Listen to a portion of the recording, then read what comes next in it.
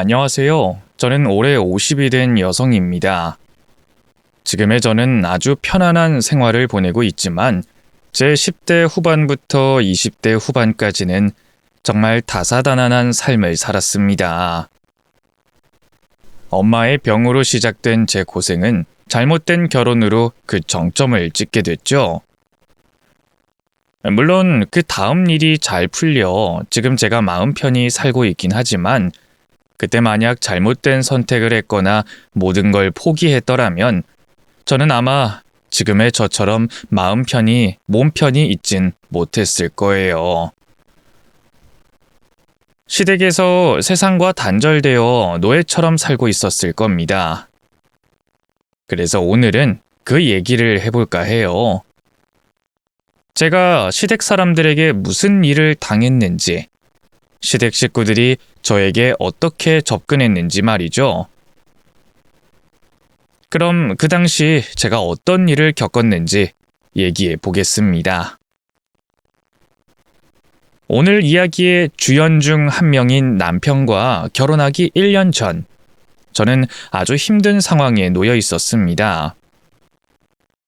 제 곁에 언제까지 남아주실 것 같았던 엄마를 희소병으로 떠나보내고 제 주위에 아무것도 없는 혼자가 됐거든요. 아니, 엄마가 떠난 저에게 남아있는 게 있긴 있었죠. 바로 감당하기 힘들 정도의 빚이 있었습니다. 그 큰 금액의 빚은 오랜 시간 여러 이유로 생기긴 했지만 가장 큰 부분을 차지했던 건 엄마의 병원비였어요. 어떻게든 엄마를 살려보겠다고 엄마가 낫지 못하더라도 현재의 건강 상태를 유지해 보겠다며 쓴 돈들이 고스란히 빚으로 쌓여 있었죠. 원래도 없는 형편이었고 일찍이 아프게 된 엄마로 인해 고졸에서 학업을 멈추고 사회로 나와야 했던 저에겐 평생을 일해도 못 갚을 돈이었지만 그래도 저는 어떻게든 살아보려고 용을 썼습니다. 쪽잠을 자며 하루에 일 서너 가지를 하면서 돈을 벌고 빚을 갚고 있었죠. 그러던 중 한 음식점에서 일을 하게 됐는데 그곳의 사장님과 깊은 인연을 맺게 됐어요. 제법 큰 가게를 운영하던 사장님은 괄괄하고 남자 같은 성격이었지만 저에게만큼은 천사같이 잘해주셨습니다. 제가 그 집에서 일한 것 외에 아무것도 한 게 없었는데도 말이죠. 거기다 제 가정사와 상황을 듣게 된 사장님께서는 제게 지낼 곳도 구해주셨어요. 어머, 그럼 여지까지 어머니 간병하고 병원비 번다고 네 삶은 한 번도 못 산 거야? 아니, 또래들이 하는 것들 한 번도 한 적 없고 친구도 없어? 연애도 한 적 없고? 네, 어쩌다 보니 상황이 그렇게 됐네요. 아니, 그래도 세상에 친구 한 명 없고 연애 한 번 못 해본 사람이 어디 있어? 선영이 얼굴이면 좋아한다는 남자가 있었을 텐데. 그런 것도 삶의 여유가 있어 보이는 사람한테 생기겠죠. 저는 정말 숨 돌릴 틈이 없어서요. 아유, 꽃다운 나이에 어쩜 그렇게 살아? 내가 다 속상하네 정말. 그럼 지금은 어디서 지내는 거야? 지금은 역 앞에 있는 여인숙에서 지내고 있어요. 지내는 사람들이 거진 남자분들이라 불편하긴 해도 씻고 자는 데는 문제는 없고요. 아니, 그 젊은 여자가 그런 곳에 지내면 되나? 아무리 주인장이 있다고 해도 역 앞에 여인숙이면 신분이 불명확한 사람도 들락날락하는 곳인데. 아유, 내가 불안해서 안 되겠어. 내가 우리 가게 근처에 방 구해다 줄 테니까 거기서 지내. 알겠지? 아니에요. 정말 괜찮아요. 저 돈 모아야 해서 지금 쓰고 있는 돈에서 더 나가면 안 돼요. 아이, 돈 걱정은 하지 마. 내가 방값 낼 테니까. 그리고 무슨 일 있으면 고민 말고 언제든지 우리 집으로 와. 정말 고마우신 분이라고 생각했어요. 하지만 그때까지도 안쓰러운 사람을 그냥 지나치지 못하는 분이라고 생각했죠. 그런데 사장님께서 그 이상으로 절 생각하신다는 걸 알게 되는 일이 있었습니다. 어쩌다 보니 제가 날짜 계산을 잘못해 빚 상환을 제대로 못한 날이 있어 제가 일하는 곳까지 빚쟁이가 찾아온 날이 있었어요. 그런데 절 찾아온 사람이 빚쟁이라는 걸 알게 된 사장님께서 제 빚을 갚아주겠다며 절 괴롭히지 말라고 하신 거죠. 물론 제가 시달리는 여러 빚쟁이 중 한 명이었고 제가 부담하고 있는 빚의 전부는 아니었지만 세상에 아무리 사람을 귀하게 생각한다고 한들 자기 돈까지 써서 남의 빚을 갚아주는 사람이 어디 있겠어요. 그것도 제가 특별한 사람도 아니고 가게에서 일하는 직원일 뿐인데 말이죠. 그런데 사장님은 그러셨습니다. 저는 그런 천사 같은 사장님을 만나게 된 걸 제 일생일대의 복이라고 생각했습니다. 제게는 생명의 은인과도 같은 분이셨죠. 그런 분을 위해서라면 뭐든 할 수 있다고 생각했고 제가 사장님을 도울 수 있는 건 가게 일을 정말 열심히 하는 거라고 생각했습니다. 그래서 평소처럼 가게 일을 하라는 사장님의 말씀에도 몰래 밤늦게까지 또 새벽 일찍이 가게를 나와 일을 돕고 있었죠. 그렇게 해도 항상 사장님께 죄송한 마음이었고 감사한 마음이었어요. 그러던 도중 가게에서 사장님 아드님과 마주치게 됐습니다. 또 아드님께서 제게 관심이 있다는 것도 알게 됐죠. 하지만 저는 제 주제를 알고 있었습니다. 그리고 제게 은인인 사장님께 밉보이게 될까 걱정이 많았어요. 결국 아드님 마음이 상하지 않게 정중히 마음을 거절했죠. 그런데 다음 날 사장님께서 제게 아드님 이야기를 먼저 꺼내셨습니다. 선영아, 너 우리 창석이가 만나자고 한 걸 거절했다며? 혹시 나 때문에 부담스러워 그런 거라면 나 신경 쓰지 말어라. 그리고 우리 창석이 정말 괜찮은 놈이니 한번 만나봐. 괜히 나 때문에 서로 좋은 인연 될 수 있는 사람들이 못 만나게 되면 되나. 생각지도 못한 대답에 얼떨떨하기도 했고 사장님께서 허락한 일을 제가 다시 거절하면 그것도 신뢰가 되는 것 같아 아드님과 하루 만나보기로 했어요. 그런데 그 첫 만남에서 제가 남편에게 반했던 거죠. 이제까지 제가 남자 경험이 없기도 한 이유도 있었겠지만 그걸 둘째치고도 남편은 너무 다정하고 친절한 사람이었습니다. 능력 없고 가진 것 없고 보잘것없는 저를 공주 떠받들듯이 대해줬죠. 그러다 보니 사장님께 예의를 지키려고 했던 딱 한 번의 만남이 여러 번 계속되게 됐어요. 결국엔 남편과 진지하게 만나게 됐는데 그때도 사장님께서는 다른 차별 없이 제가 남편의 여자친구가 된 걸 기뻐하시며 처음부터 며느리라는 호칭까지 불러주셨습니다. 그런 모습을 보면서 날 사랑해주는 남편에게도 고마웠지만 절 한 사람으로서 대접해주시고 인정해주시는 사장님께 더 감사했습니다. 물론 부담스럽지 않았다고 한다면 거짓말일 거예요. 정말 보잘것없는 저를 며느리라고 불러주시고 이것저것 챙겨주시고 주변 분들에게도 남편과 사귀는 사람이라며 자랑스럽게 소개해주시는 사장님의 행동이 부담스럽기도 했지만 제가 그런 생각을 가져서는 안 된다고 생각했습니다. 오히려 감사해야 하고 또 감사해야 하는 일이라고 생각했죠. 그러던 중 사장님께서 저를 부르시곤 먼저 자기 진짜 며느리가 되지 않겠냐고 물어오셨어요. 선영아, 나는 네가 정말 마음에 드는데 혹시 진짜 내 며느리 될 생각은 없니? 네? 그게 무슨... 우리 창석이랑 결혼하지 않겠냐는 말이야. 내가 널 너무 마음에 들어서 그런지 몰라도 널 내 며느리 삼고 내 딸로 삼아 한 가족이 되고 싶은데 넌 어떻게 생각하니? 남편의 프로포즈보다 시어머니 되는 분께 먼저 결혼 제안을 받으니 저로선 쉽게 대답이 나오지 않았습니다.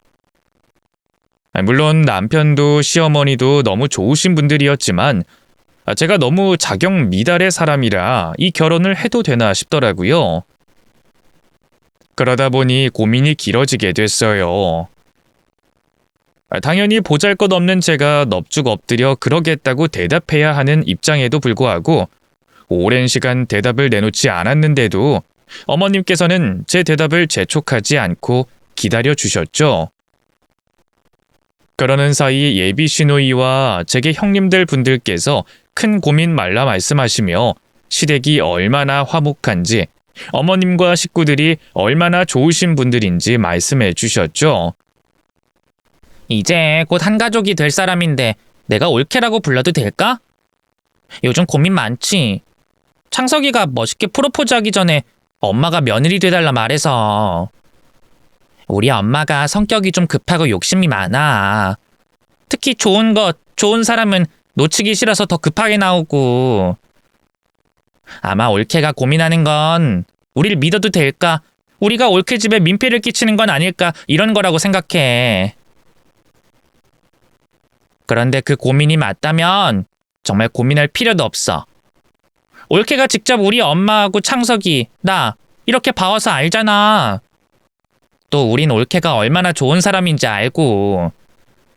우리 가족은 그 사람 자체가 어떤 사람인지 중요하게 생각하지 올케가 어떤 상황이든 어떤 일을 겪었든 전혀 중요치 않아.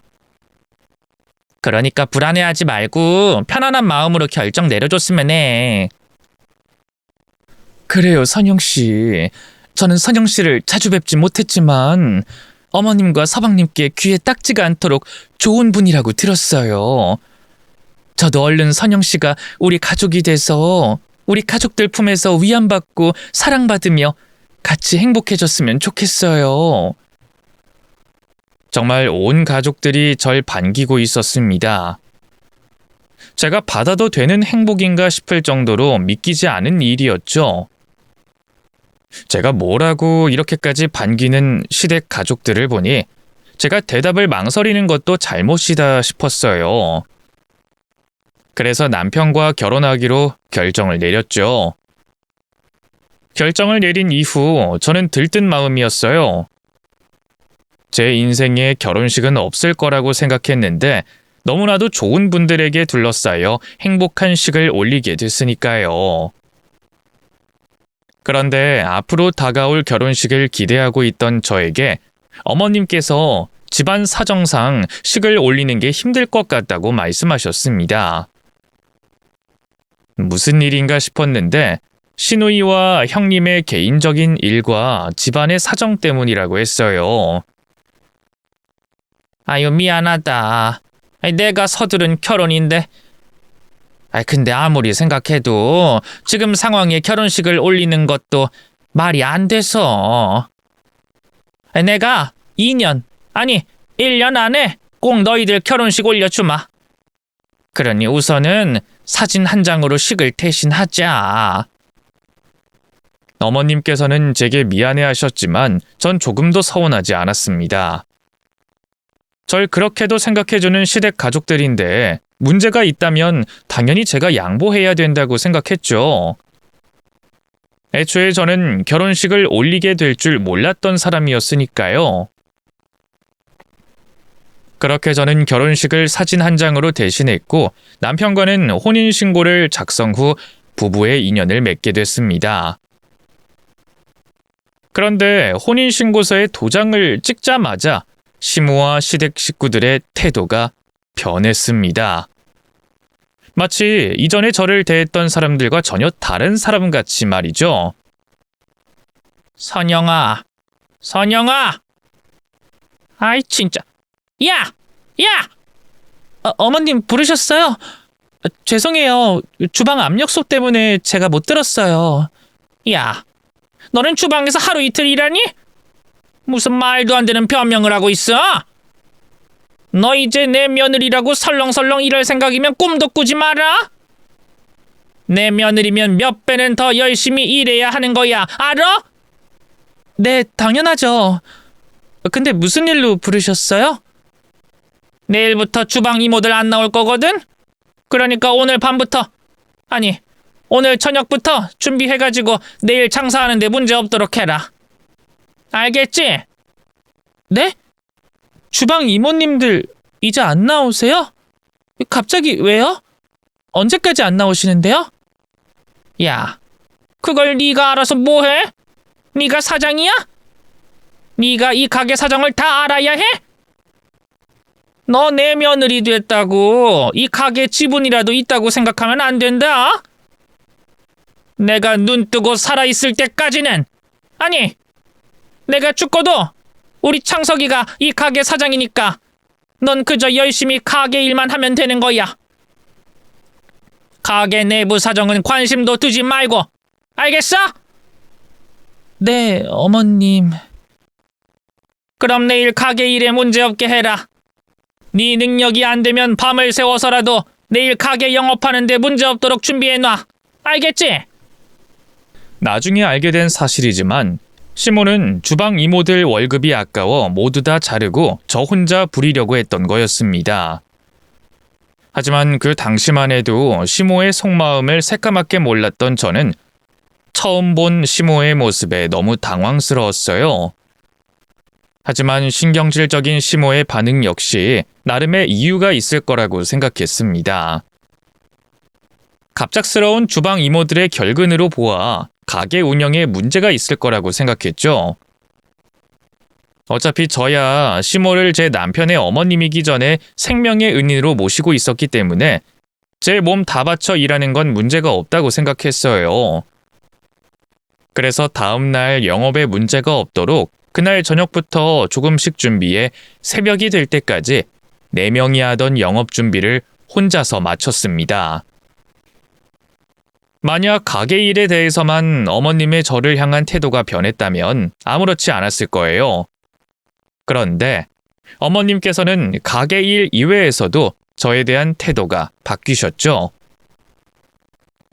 아예 절 부르는 호칭부터가 달랐습니다. 야, 너 내가 설거지 바로바로 하라고 했어, 안 했어?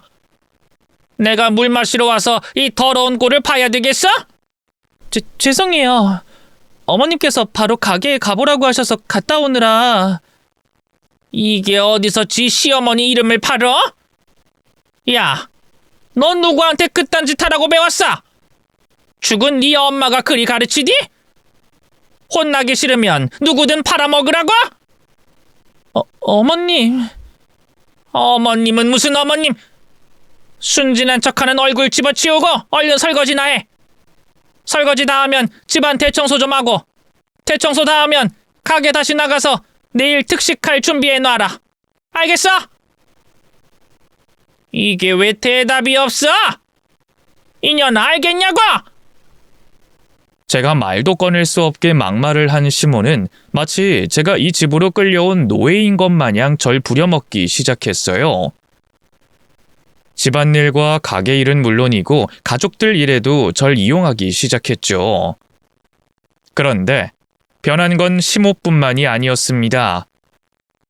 제 옆에서 같이 행복하자던 시누이와 형님 역시도 마찬가지였죠. 너무 갑작스러운 가족들의 태도 변화에 당황했던 저는 무슨 일이 벌어지고 있는 건지 눈치 보기 급급해 가족들의 지시에 따르기 바빴어요. 그렇게 한 달 정도 눈붙일 시간 없이 시댁 가족들에게 천대받고 노예 취급을 받으며 지내다 보니 나가 있던 정신이 돌아왔습니다. 그제야 저를 둘러싸고 있던 이 모든 상황이 이해되지 않았고 잘못됐다고 느껴지더라고요. 그래서 저를 빼고 하하호호 즐거운 시간을 보내고 있던 시모와 시누이 그리고 형님에게 도대체 왜 이러는 거냐고 물어보게 됐죠. 어머님, 저 여쭤볼 게 있어요. 뭐? 너 내가 시킨 일은 다 하고 그딴 소리 뱉는 거야? 저한테 왜 그러세요? 결혼하기 전까지는 딸처럼 대해주신다고 힘들게 살아온 제게 든든한 버팀목이 되어주시겠다고 해놓고서 이 집 사람이 아니라 마치 노예인 것처럼 대하시는 이유가 뭐냐고요? 인연이 어디서 큰 소리를 내? 쓸데없는 소리 하지 말고 얼른 일이나 해. 넌 노예 짓거리는데 그러다 진짜 노예처럼 매 맞아가면서 일한다? 말씀해 주시라고요. 아니 인연이 그래도 아니지. 너도 네 주제를 알아야 자각하고 불평불만 없이 일할 테니 내가 말해주마. 나 네가 마음에 들어서 며느리 삼은 거 아니다. 우리 창석이 더 나이 들기 전에 장가 보내고 자식 보게 해주려고 너 데려온 거지.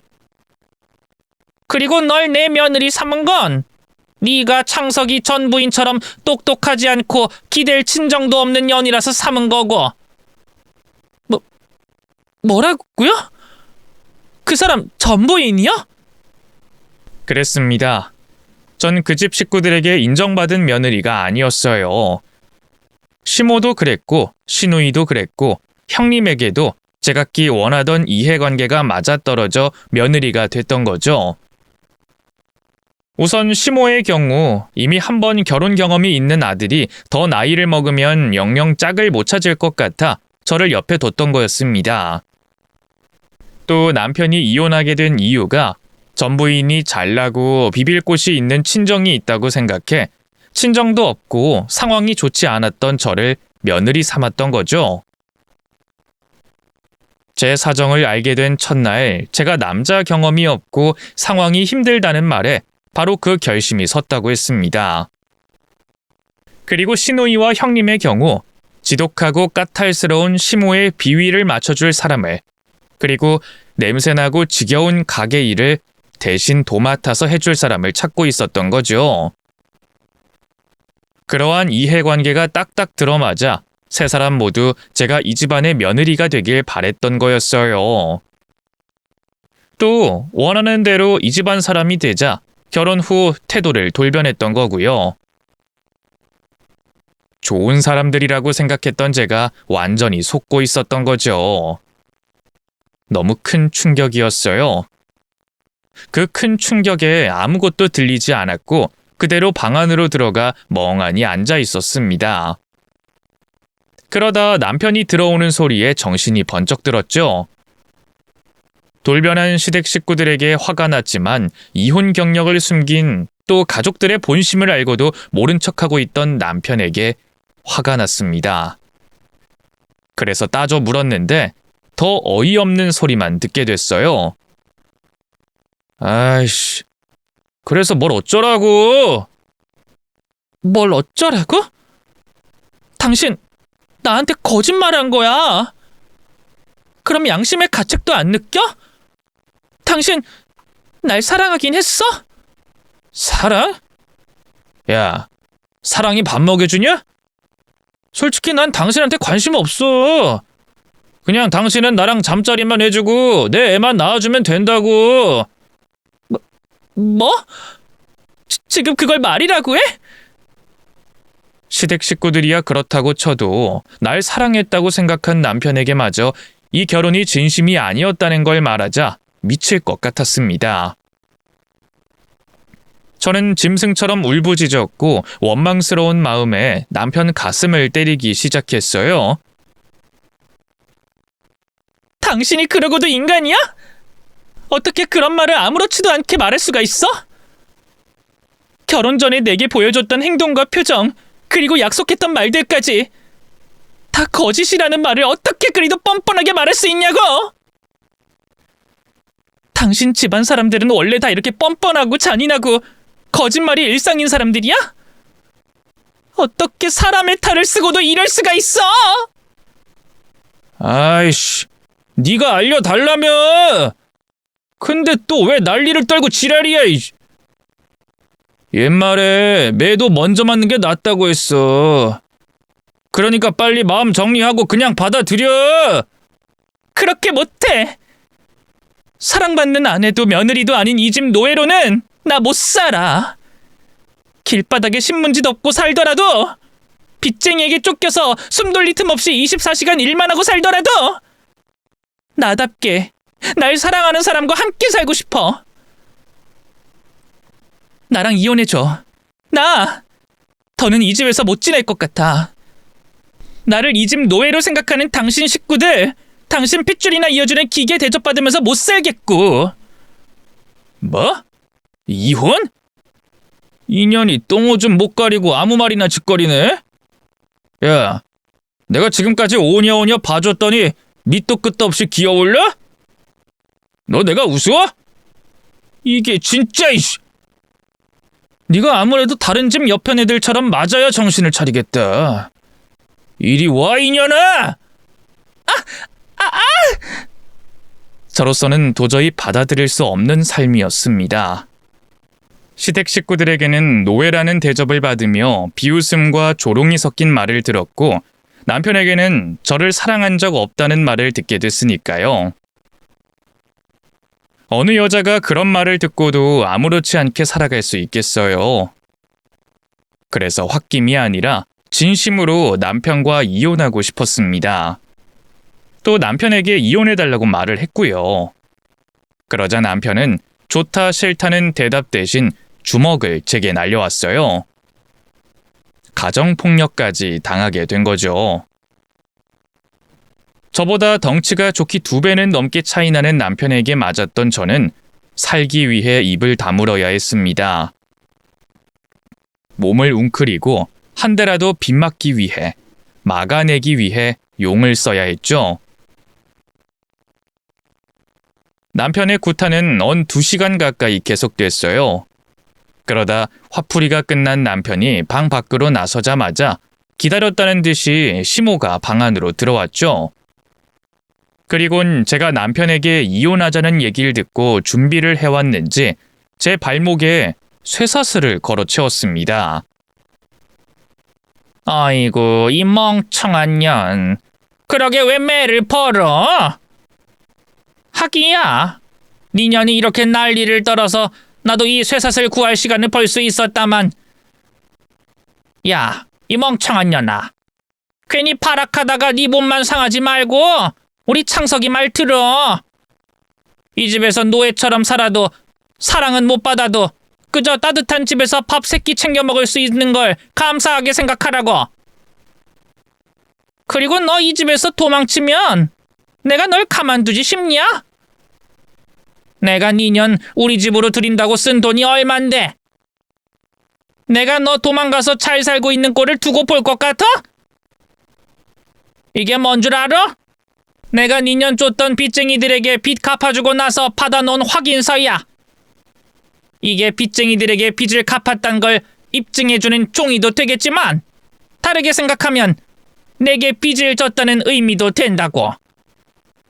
그런데 네가 도망을 갔다. 그럼 내가 빚쟁이 놈들보다 더 악독하게 쫓을 거다. 그러니까 다 포기하고 여기서 열심히 일하면서 잘 지내. 이 쇠사슬은 네가 마음 좀 잡았다고 생각하면 풀어주마. 내가 여러 군데 돌아다녀서 긴 거 구했으니까 집 돌아다니며 일하는 건 문제 없을 거다. 가게는 당분간 주방에서만 일하면 될 테고. 그리고 너 경찰에 신고할 생각은 꿈도 꾸지 마라.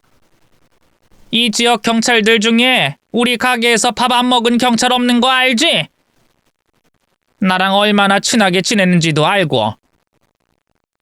네가 신고해봤자 내가 대충 잘 둘러대면 그만이니까 서로 귀찮은 일은 하지 말자. 응?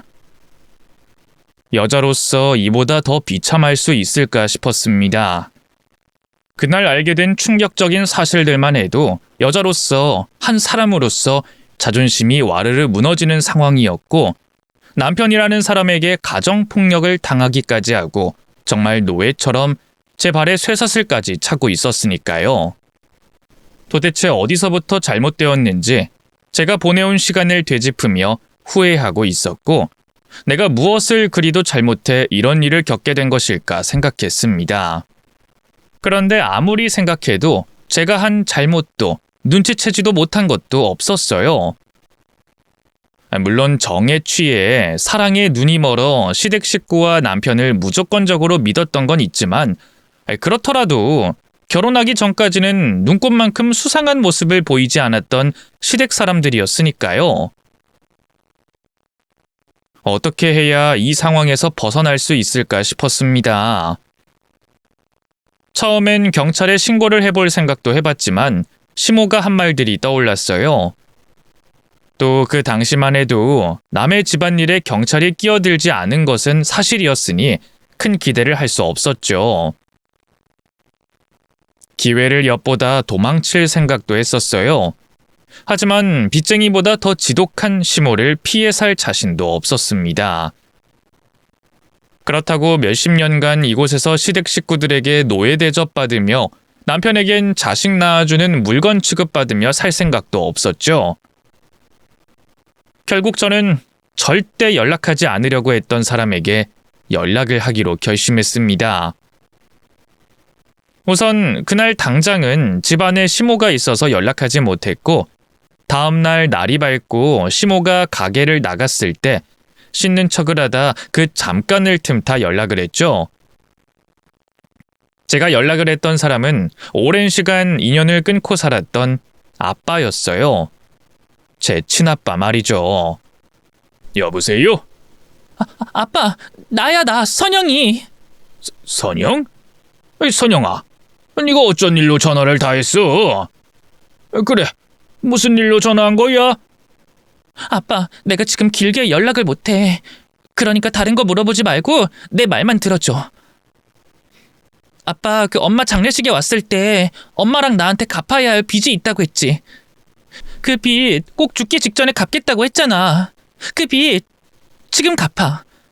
나 지금 정신 나간 남편이랑 그 시댁 식구들에게 속아 결혼해서 노예처럼 붙잡혀 있어.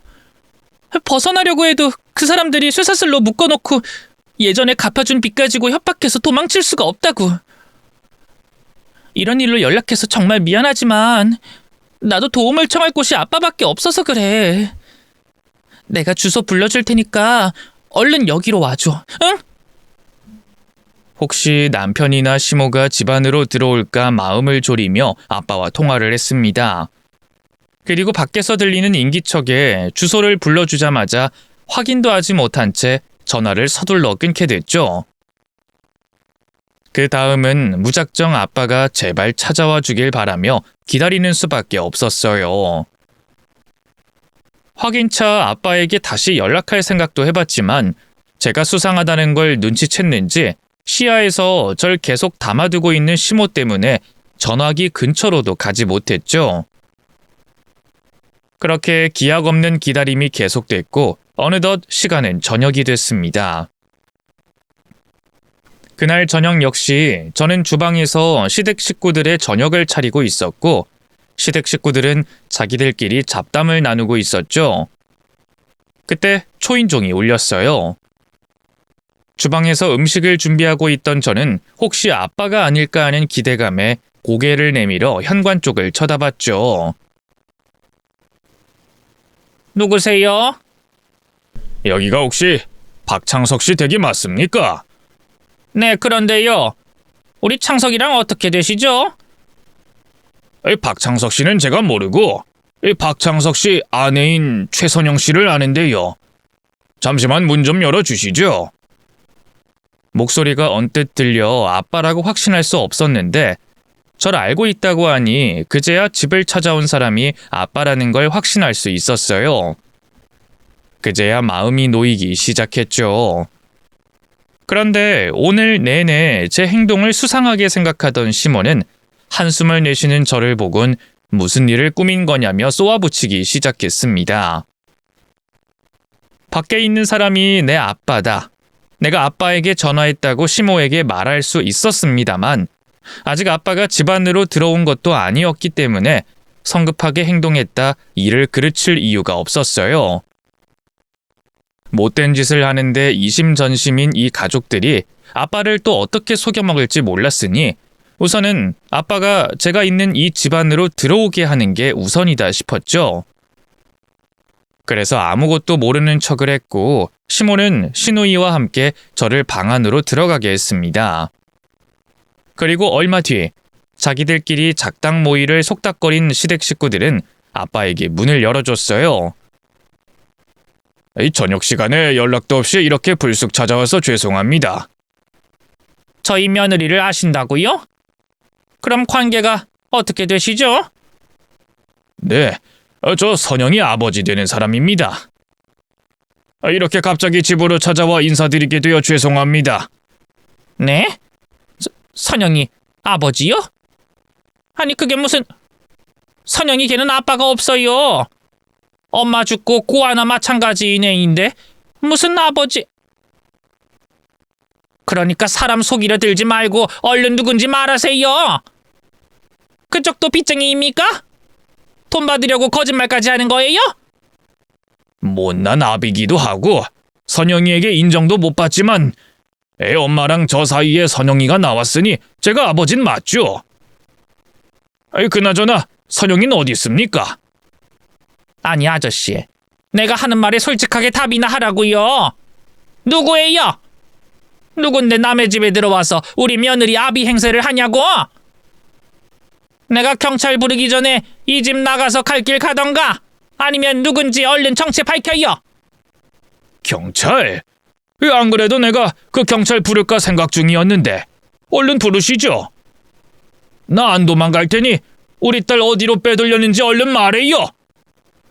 난 내 딸이 구해달라고 해서 찾아왔어요. 그러니까 내 딸 무사한지 확인하고 데려가기 전까지 이 집 못 떠납니다.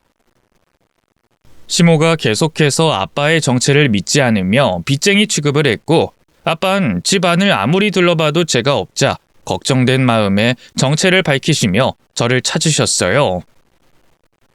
이제 제가 저를 구하러 온 아빠를 향해 이 방을 나갈 차례였습니다. 저는 저를 옴짝달싹 못하게 붙잡고 있던 신우이를 방바닥으로 밀쳐버리고 아빠가 있는 현관으로 향했어요. 뭐라고요? 지금 이 양반이 무슨 소리라는 거야? 누가 구해달라고 해? 우리 집에서 귀한 며느리 대접받으면서 잘 살고 있는 애가 왜 당신에게 구해달라고 해? 그리고 내가 선영이 걔랑 있으면서 걔한테 아비가 있다는 얘긴 듣도 보도 못했어. 그러니까 당신이 나한테 사기를 치고 있거나 설령 맞다고 해도 무늬만 아비일 뿐이지 진짜 아비는 아니라는 거지. 도대체 뭘 바라고 여기까지 찾아왔는진 모르겠지만 헛소리 그만하고 나가시오. 우리 선영이 이 집에서 사랑받으면서 잘 살고 있고 지금도 지 남편이랑 만난 거 먹고 좋은 거 보러 당긴다고 여행 가서 이 집에 없으니까 나가라고. 내가 당신이 선영이 진짜 아비인지 아닌지는 여행에서 돌아온 선영이에게 물어볼 테니 우선은 나가. 아니면 진짜 경찰 부를 거니까 나가라. 아빠, 나 여기 있어. 나 이 집에서 나갈 수 있게 도와줘. 뭐야? 얘가 왜 튀어나와? 야, 박재현, 너 얘 안 잡아놓고 뭐 하는 거야? 아빠, 나 좀 구해줘. 나 이 사람들이 개처럼 부려먹어. 결혼 전까지는 이 집 식구인 것처럼 잘해주더니 결혼하자마자 이 집 가게 일이며 집안일이며 정말 개처럼 부려먹는다고. 그냥 며느리들이 하는 시집살이 정도가 아니야. 진짜 노예라고. 거기다 난 몰랐는데 내 남편이라는 사람 이미 결혼한 전적이 있대. 그 사람 나 사랑하지도 않으면서 더 늦기 전에 결혼하려고 애 가지려고 일부러 이 집안 사람들이 똘똘 뭉쳐서 결혼시킨 거라고. 나 완전히 이 집안 사람들에게 속았어. 사기 결혼 당했다고 아빠. 아니 쟤가 지금 뭐라고 하는 거야? 쟤가 우리 집 사람들을 아주 이상한 사람들로 만드네. 야, 우리가 속이긴 뭘 속여. 지금 네가 하는 일 다른 집 며느리들도 다 하는 일이야.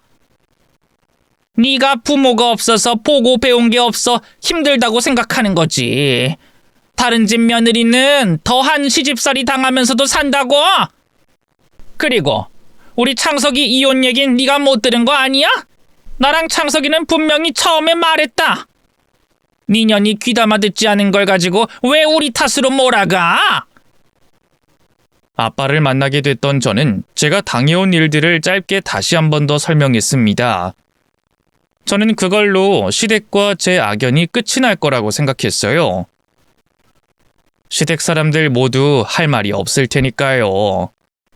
그런데 시모는 잠시 당황하는 모습을 보였을 뿐 흔들리지 않았습니다. 마치 제가 아빠에게 한 말들이 모두 거짓인 것처럼 제가 나약한 며느리인 것처럼 몰아갔죠. 하지만 아빠도 가만히 듣고만 있진 않았어요. 저와 가깝게 지내지 않았지만 제가 어떤 아이인지, 엄마에게서 무엇을 보고 자랐는지 알고 있었으니까요. 그럼 지금 제 딸이 거짓말이라도 한다는 말입니까? 거짓말은 아까부터 당신이 하고 있잖아요. 아까 뭐라고 했습니까? 우리 딸 행복하게 잘 살고 있다면서요. 지금 당신 아들이랑 여행 가서 이 집에 없다면서요. 그런데 저 방에서 나온 건 뭔데요? 당신도 뭔가 캥기는 게 있으니까 내가 누군지도 모르는데 선영이를 숨긴 거 아닙니까? 그리고 내 딸이 거짓말을 하든 말든 이 집에서 지내고 싶지 않고 당신 아들과 이혼하고 싶다면 그런 거지. 왜 별 시답지 않은 말들로 걸고 넘어져요? 내 딸이 여기 있기 싫다고 하고 날 따라가겠다고 하니 내가 데려가겠습니다. 알겠어요? 안 돼! 당신이 뭔데 데려가? 제 아비면 우리 집에서 데려가도 된다는 법이라도 있어? 그리고 우리가 제 앞으로 들인 돈이 얼만데 제 마음대로 데려가겠다 말겠다 짓거리는 거야? 뭐 어떻게 되먹은 집구석인진 모르겠지만 전년 살아온 꼴 보면 당신도 제대로 되먹은 애빈 아닌 것 같아서 하는 말인데 당신 쟤 못 데려가.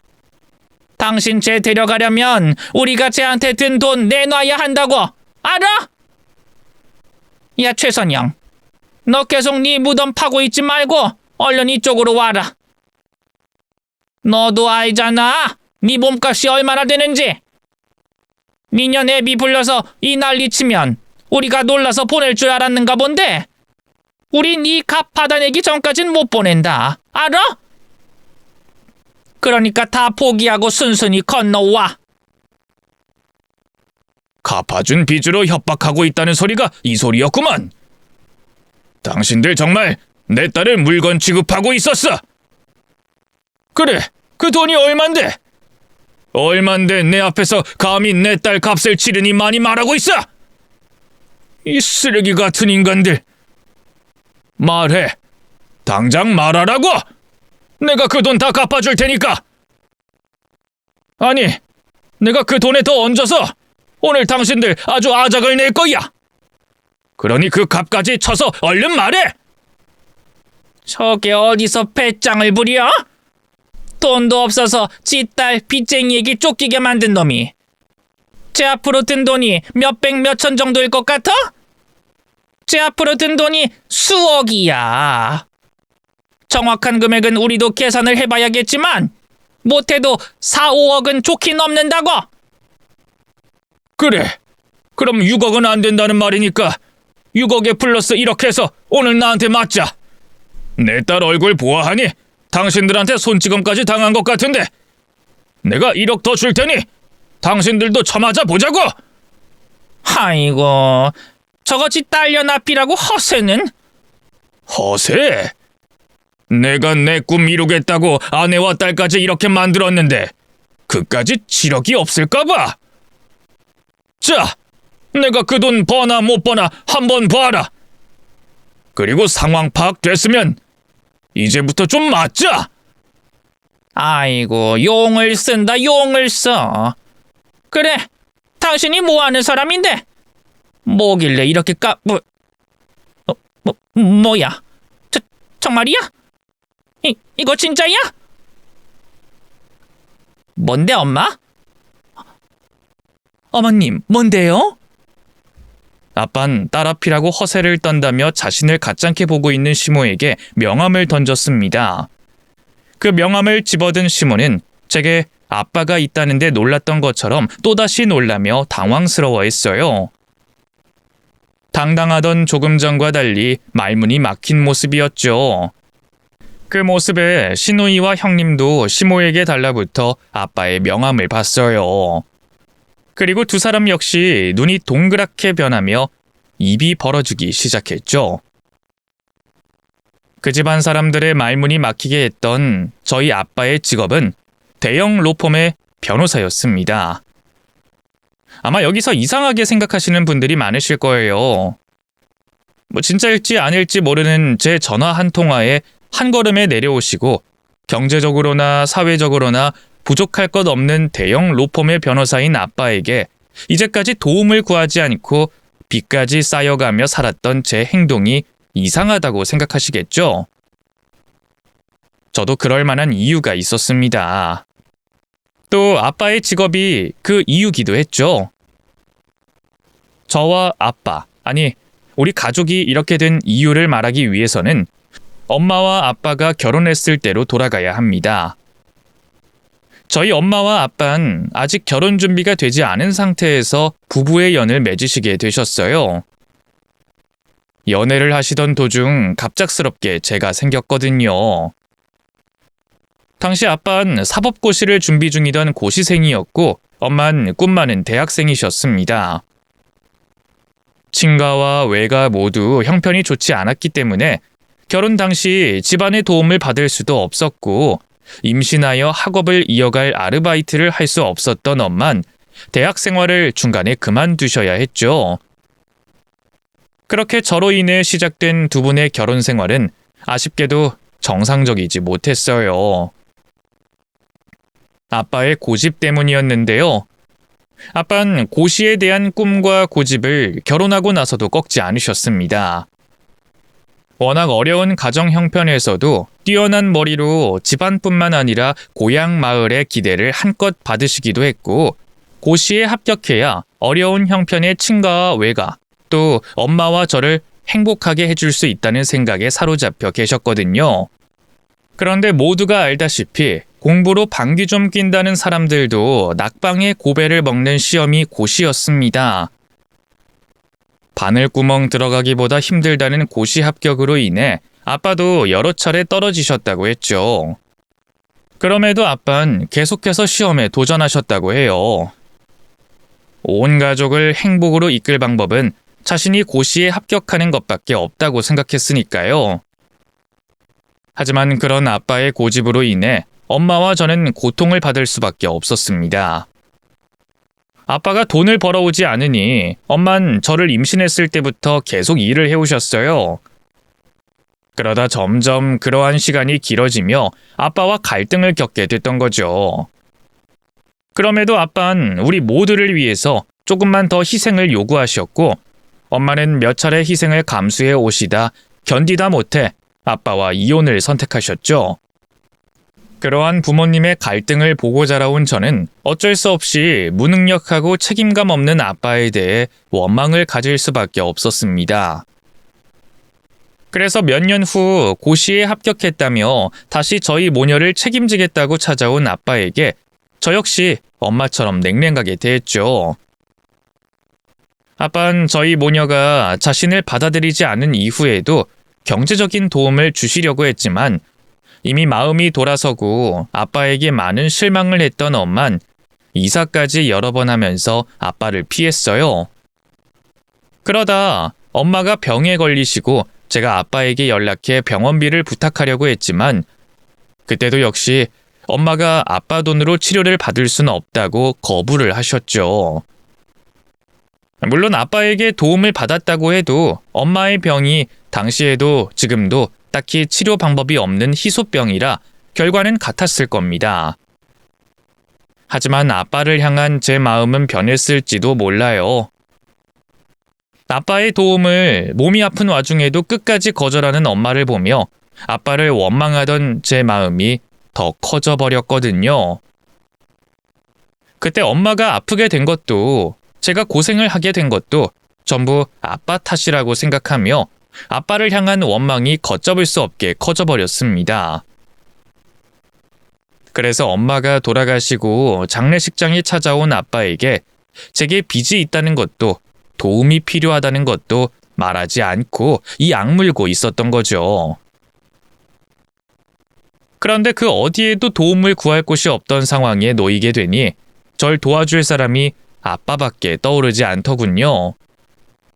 그래서 아빠에게 매몰차게 굴었던 일로 반신반의하며 연락했던 건데 아빠는 제 말을 믿고 찾아와 주셨던 겁니다. 그리고 제가 당한 일에 정말 크게 분노하셨죠.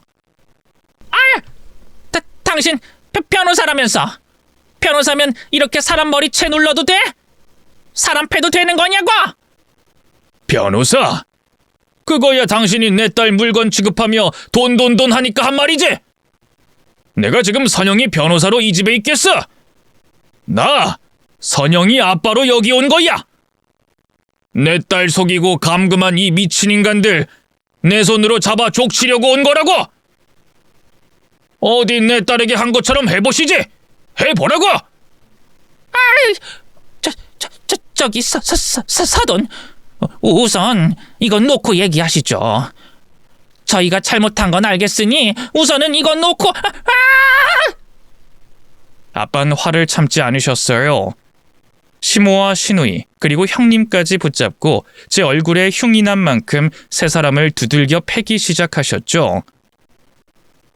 시댁 식구들은 머릿수가 셋이나 됐지만 화가 나서 날뛰고 있는 아빠를 감당할 수 없었습니다.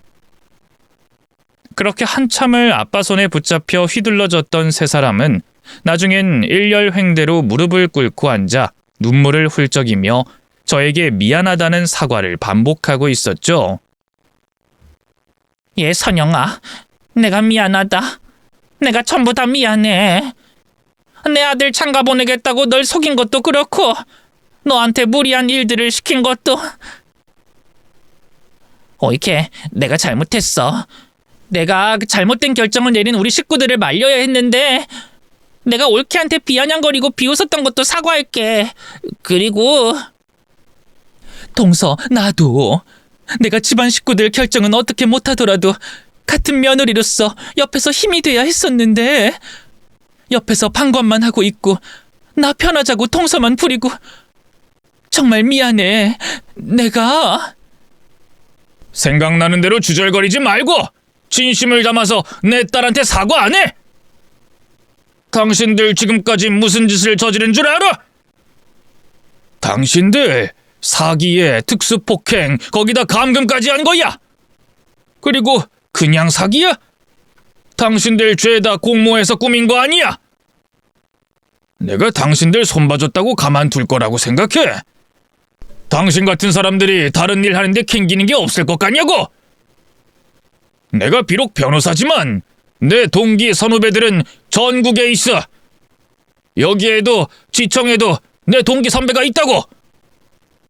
내가 혈연, 지연, 학연 죄다 동원해서 당신들 뼛속까지 털 거야. 어디 털어서 먼지 하나 없나 보자고. 화가 난 아빠가 시댁 식구들 손봐주는데 그치지 않고 지인들을 동원해 뼛속까지 털겠다고 하자 세 사람은 애원하듯이 저와 아빠에게 빌기 시작했습니다. 그때 집안에서 무슨 일이 벌어지고 있는지 모르는 남편이 술에 취한 채 집안으로 들어왔죠. 그리곤 집안에서 벌어지고 있는 희한한 모습을 보고 멈칫했어요. 뭐야? 다들 왜 그러고 있어? 이 남자는 누구고? 네 놈이구만. 내 딸에게 사기쳐서 결혼한 놈이 네 놈이었어. 누구세요? 그리고 딸이라뇨? 그쪽이 이 사람 아버지라고요? 얘 창석아, 너 그냥 무릎 꿇어. 괜한 짓 하지 말고 무릎 꿇으라고. 그래, 엄마랑 누나가 나중에 다 말해줄 테니까 허튼 말 하지 말고 우선 우리처럼 해. 얼른. 시모와 시누이는 남편이 실수해 아빠의 심기를 건드릴까봐 노심초사한 모습이었어요. 하지만 상황 파악이 덜 되었던 남편은 아빠에게 실수를 저질러버리고 말았죠. 뭐야? 다들 반응이 왜 그래? 그리고 이 사람이 엄마, 누나, 그리고 형수님까지 무릎 꿇게 만든 거야? 당신 뭔데 우리 가족 무릎을 꿇려? 당신 딸이 우리 가족한테 얼마나 빚을 졌는지 알아? 아직 그 얘기 못 들... 남편 역시 아빠의 주먹을 피해갈 수 없었습니다.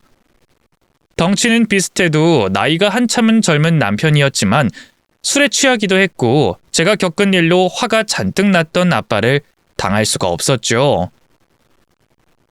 결국 남편 역시 다른 시댁 식구들처럼 거실 한쪽에 무릎을 꿇고 저와 아빠에게 잘못했다 빌게 되는 꼴이 됐어요. 아버님, 제가 잘못했습니다. 제가 감히 아버님을 몰라 뵙고 너무 큰 실수를 저질렀습니다. 정말 죄송합니다. 네 놈이 지금 그딴 말 할 때야? 네 놈의 새끼가 잘못했다고 빌고 사과해야 하는 건 내가 아니라 선영이야. 눈치 살살 봐가며 행동하는 네 놈 새끼 하는 짓 보니까 안 봐도 어떤 놈인지 알겠다. 긴 말 말고 넌 내 딸과 하게 될 혼인 취소 소송에서 까불지 말고 네가 네 식구들이 저지른 짓 순순히 인정해. 괜히 발버둥 치겠다고 시간 끌지 말고 네가 내 딸 속여서 결혼한 거 인정하라고. 알겠어? 그리고 아까도 말했지만 나 당신들 절대 가만 안 둬. 당신들이 이곳 토박이건 아는 연줄이 많던 내 알 바 아니고 당신들 뭉개버리는데 아무 영향도 없으니까 각오들 하라고. 알겠어? 또 하나 더. 내 딸 앞으로 든 비용 정확하게 계산해서 여기로 보내. 내가 내 딸과 확인하고 검토해서 10원도 빼지 않고 보낼 테니까 이 버러지 같은 집안 새끼들아. 알겠어?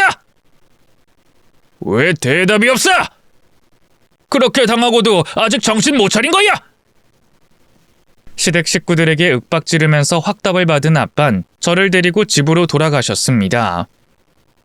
저는 아빠 집에서 몸을 추스른 뒤 남편과 혼인 취소 소송을 하게 됐죠. 아빠에게 잔뜩 당해서 그런지 아니면 아빠가 호언장담한 뼛속까지 털겠다는 말 때문인진 몰라도 남편은 순순히 자신과 시댁 가족들이 한 거짓말을 인정했어요. 아빠 덕분에 소송 시작부터 판결이 날 때까지 빠르고 탈 없이 원하던 결과를 얻을 수 있었죠.